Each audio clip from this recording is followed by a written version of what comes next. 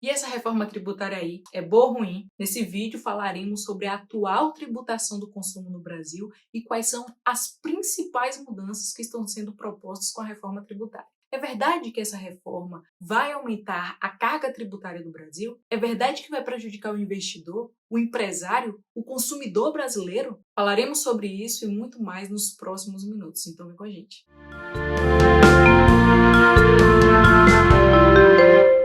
Como de costume, situando aqueles que estão chegando aqui pela primeira vez, meu nome é Luísa, faço doutorado em Direito Tributário na USP e também sou mestra em Direito Tributário pela Universidade Federal de Minas. Além disso, eu sou advogada tributarista e contadora. Falo de tributário nesse canal na tentativa de tornar mais palatável essa legislação tributária complexa que nós temos hoje no Brasil. Então, se você gosta desse tipo de assunto, quer se atualizar, se inscreve no canal, ativa o sino de notificação. Tu ajuda o canal a crescer e não perde nada. Eu agradeço muito. E, gente, o que eu tenho visto de tributarista nesse YouTube não é brincadeira. Se não foi isso, essa foi uma forte razão para eu ter voltado com entusiasmo a publicar vídeo nesse canal. Nós vamos dividir esse vídeo em duas partes. Na primeira, a gente vai falar sobre a tributação do consumo hoje e na segunda, as promessas que o texto da reforma traz. É importante que vocês saibam, em primeiro lugar, que o desenho constitucional do nosso sistema tributário foi feito na segunda metade do século passado. Apesar de o Código Tributário Nacional ter sido publicado na ditadura militar e apesar de ter contornos autoritários, até porque se não fosse assim não teria sido aprovado na ditadura militar, mas apesar de ter sido aprovado na ditadura, as discussões sobre a instituição desse sistema tributário ocorreu durante um período em que os estados tinham muito poder político no Brasil. E na contramão do que os países desenvolvidos vinham fazendo, no Brasil, o poder da tributação do consumo ficou principalmente nas mãos dos estados. Por isso que os estados têm competência para tributar o ICMS e os municípios para tributar o Imposto sobre Serviços, o ISS. A tributação do consumo é muito complexa, envolve muitos agentes na cadeia produtiva, indústria, varejo, consumidor final, às vezes revenda aqui, entre um e outro. Então o ideal seria que essa tributação do consumo ficasse em mãos únicas, mas não foi isso que aconteceu. Dividiu essa incidência entre todos os entes e virou um manicômio, cada um querendo tributar da forma que arrecadasse mais receita.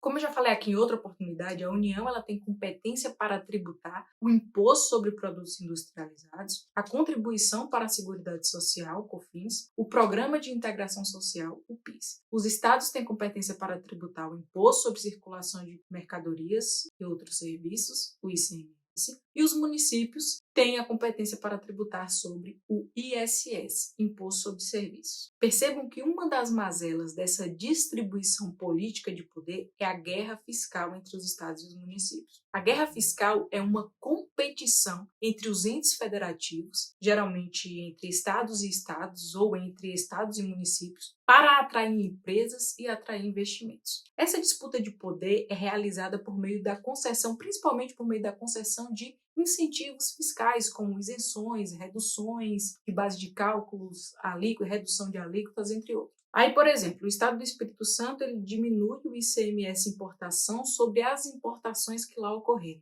Contribuinte sediado em Minas Gerais vai querer importar onde? Onde ele vai pagar menos tributos. Outro exemplo é o estado da Bahia reduzir ICMS ou postergar o seu pagamento justamente para atrair indústrias para a sua região. A empresa automobilística que quer crescer aqui no mercado brasileiro vai preferir ir para a Bahia ou para São Paulo? A resposta eu deixo com vocês. Então imaginem uma união, 27 estados, mais de 5 mil municípios, criando legislações para tributar e para arrecadar receita. São milhares, dezenas de milhares, para não falar no mínimo, de atos normativos que dispõem sobre o pagamento de tributos, sobre obrigações acessórias, declarações, produção de livros contábeis, regras fiscais, processo administrativo, etc.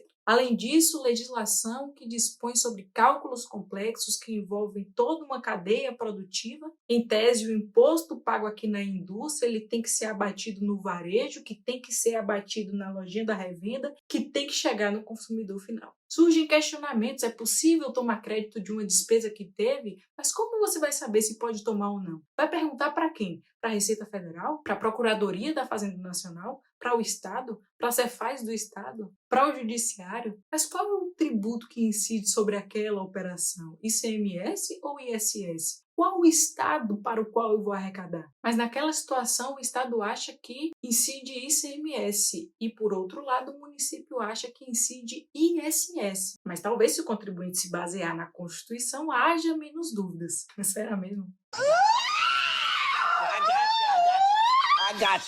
Mas o que é que a reforma tributária tem como principal mudança? A simplificação. Redução de 5 para 3 tributos, em que 2 deles terão regras idênticas que vão melhorar ainda mais o cenário econômico tributário de investimento nesse país. Sinceramente, eu não acho que as discussões vão acabar, mas eu tenho certeza que elas vão diminuir. Pelo simples fato de que agora tudo vai ser unificado, em vez de nos preocupar com legislações estaduais, municipais e federais, a gente vai se preocupar com uma única fonte de produção normativa. Além disso, haverá manutenção da carga tributária. Com base nessa afirmação, meus caros, vocês vão escrever nos comentários, mas Lunísa é a maior alíquota do mundo. E humildemente, eu vou responder retoricamente. Quanto é que a gente paga atualmente? Não tem como saber. Quando a gente pega uma nota fiscal e vê ali os tributos que incidem sobre determinado produto, o que se tem é uma estimativa de quanto se paga. É possível que as empresas elas tenham tributações diferentes. Uma pode ser uma empresa do Simples Nacional, a outra do lucro presumido, a outra do lucro real. Uma pode ter abatido crédito com uma multa, a outra não. Uma pode ter importado porque o produto é mais barato. Existem diversos fatores que ensejam cargas tributárias diferentes. E por essa razão não tem como a gente saber precisamente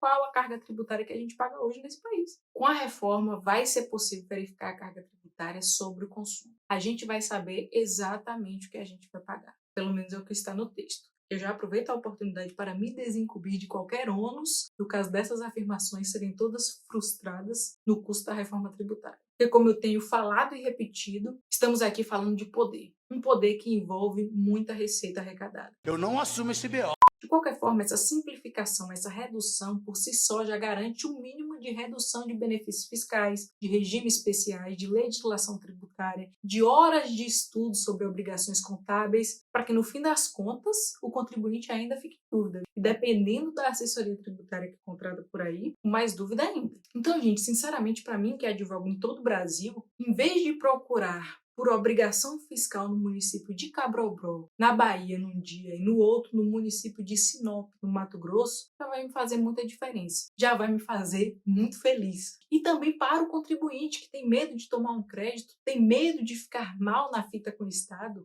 tem medo de ser autuado, teremos mais segurança jurídica. Uma única fonte de produção legislativa já acalenta o coração desse tributarista que vos fala. E acalenta também os corações dos contribuintes que sofrem com o direito tributário nesse país. Mas é isso, meu povo. Eu acredito sinceramente que teremos uma redução da complexidade. Só pelo fato de que, em vez de 5, a gente vai se concentrar basicamente em 2. Carga tributária vai ser transparente, créditos poderão ser tomados de forma ampla, sem mimimi. A partir de agora, os entes federados eles vão parar de discutir sobre a forma de tributar e vão se preocupar mais com a forma de arrecadar, com a forma de distribuir, deixando quieto, pelo menos em relação ao que é hoje, a tributação do contribuinte. E aí, para arrematar, vocês vão falar, mas Lunísa, os estados e os municípios vão perder poder. E vão mesmo. Mas é isso ou 5 tributos na conta do contribuinte. A minha escolha política é óbvia. E digo mais, permitida pela Constituição. Tanto é permitida pela Constituição que ela vai ser, sim, aprovada.